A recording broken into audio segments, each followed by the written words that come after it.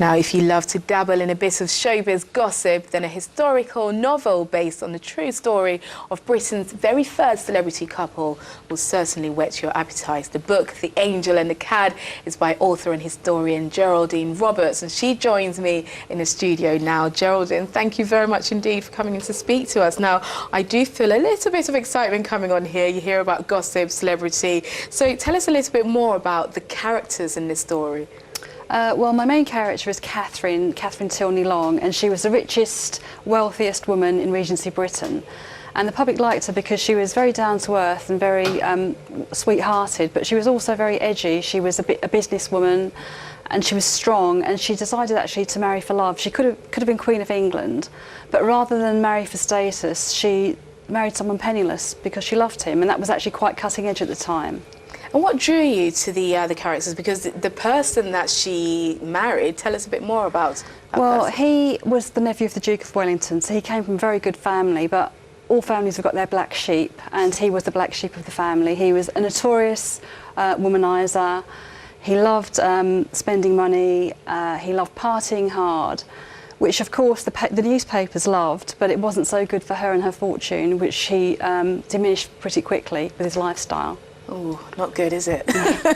So, as you say there, one of the first celebrity couples. Now, how do you think that era, that sort of celebrity culture has changed over the years, comparing it to the celebrity culture that we have now?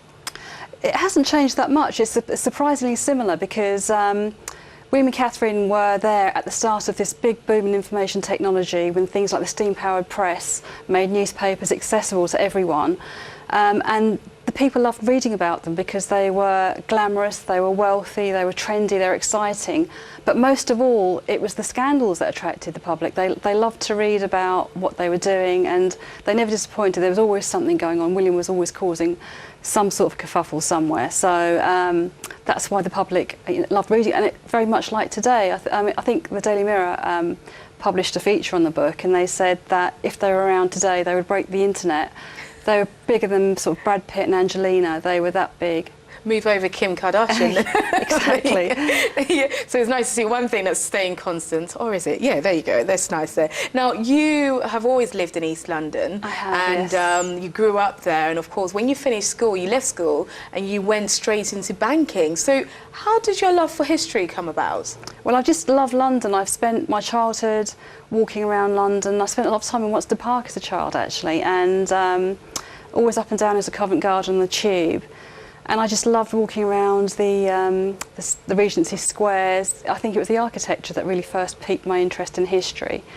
And yeah, I've just really been interested to see how London has developed over the years as well. And we talked very briefly about the changes that you have observed growing up in London. Tell us about some of them. Well, I think I was actually really, got into history around about the turn of the millennium when all these glass buildings were suddenly appearing in London, and it was almost like the science fiction movies I used to watch as a child, where, there were glass, buildings, and this building is, here, Canary Wharf, that wasn't there when I was growing up, and so that's what's so exciting about London. We have the history, but we also have these wonderful modern buildings, these wonderful trendy areas, and these, very old-fashioned areas as well, which is, what makes London so great, really.